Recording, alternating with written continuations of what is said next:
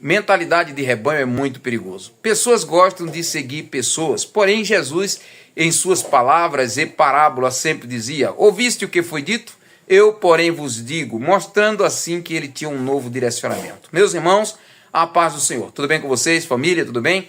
Queridos, hoje aqui mais um devocional da AD Holinés. Hoje é dia 19 de janeiro de 2025. E a palavra que nós vamos estudar no nosso novo devocional hoje é: mas eu vos digo, ou eu estou dizendo. Muitas pessoas seguem rede social não pelas moral que ele ensina, não pela vida moral, não pela vida espiritual, mas porque outras pessoas também estão seguindo.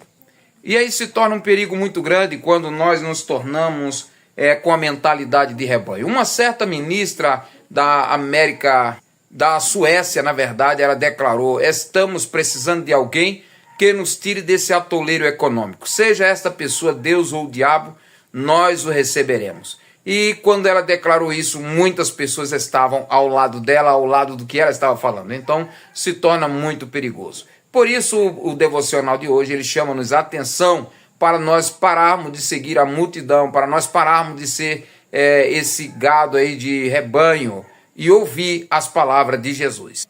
O testemunho de hoje, no devocional, conta a história de um rapaz.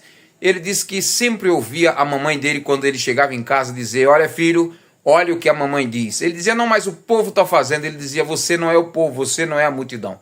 Então nós precisamos parar de dar ouvido à multidão e dar ouvido àquele que tem mais razão, àquele que tem a verdade. Quem?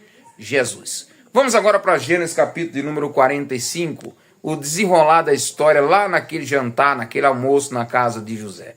José dá-se a conhecer aos seus irmãos, depois prepara um jantar, depois ele chora com os irmãos, abraça o seu irmão Benjamim e chora, e depois ele pede para os seus irmãos voltarem a Canaã e buscar lá seu pai e a sua família, todas aquelas suas famílias, para vir para o Egito, porque a fome ainda estaria para durar 5 anos, né? Ele ainda estava no 2º ano de fome. Então os seus irmãos desce mais uma vez para Canaã, lá fala com seu pai Jacó, que fica muito feliz. E as últimas palavras do pai Jacó no capítulo de número 45 foi que Jacó recobrou as suas forças e disse: agora vocês não precisam falar mais nada, porque o meu filho Jacó vive.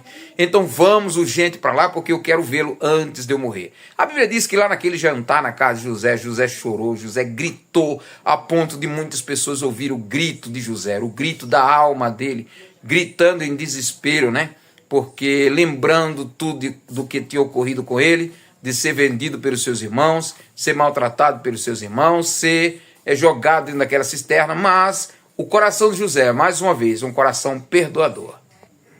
Quando os irmãos de José chegam no Egito, no Canaã, que conversa com Jacó, fala que seu irmão está vivo. Aí a Bíblia diz algo interessante aí no capítulo número 46. Deus se apresenta mais uma vez para Jacó em sonho e diz: Jacó, o teu filho está vivo. Eu vou fazer com que você volte lá, vou levar você em paz, e depois o teu filho José fechará os teus olhos. Aí eu acho interessante, sabe o quê?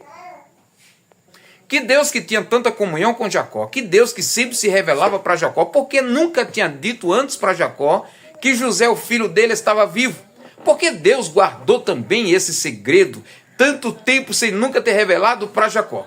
Eu tenho uma resposta, e eu creio que seja essa a resposta bíblica. Primeiro, Deus é um Deus que revela o oculto e escondido. A morte de José, ou a não morte de José, não era algo escondido, né? Era algo público. Todos os irmãos de José sabiam que José estava vivo, sabia que José tinha sido vendido para o Egito. Então eles não diziam a Jacó, então Deus também não revelava. Uma vez que eles revelaram para Jacó, Deus também o revelou. Outra coisa também, se Deus tivesse revelado para Jacó, com certeza, conhecendo quem era Jacó, biblicamente falando, ele desceria sim para o Egito para resgatar o seu filho José de lá. Fazendo isso, ele estaria querendo atrapalhar os planos de Deus para a vida de José. O plano de Deus para a vida de José era que José sustentaria todas as vidas que estivessem no Egito, inclusive a vida da sua família. Então, se Jacó descobre que José estava vivo e que José estava no Egito, com certeza ele arrumaria uma grande caravana e iria até o Egito para resgatar o seu filho José da prisão. Aí a coisa sairia do trilho. É claro que o nosso Deus nunca perde uma batalha. Deus traçaria um novo plano, de uma nova maneira, e a história seria totalmente diferente. Mas estaria uma resposta do porquê Deus não revelou para Jacó nesses dias. Agora direto para Mateus capítulo número 13, quando Jesus começa a contar alguma parábola. Ele conta a parábola do semeador. O semeador saiu semear, enquanto semeava, ele lançou a semente entre os pedregais, entre boa terra e daí por diante, mostrando as qualidades dos corações que tem quando ouve a mensagem da palavra de Deus. Tem corações que são duros, tem corações que são de pedra, tem corações que estão entre os espinhos, entre os pedregais, mas tem coração que é bom. Você prega a palavra de Deus e aquele coração germina, gera a 30, 60 e a 100 por 1.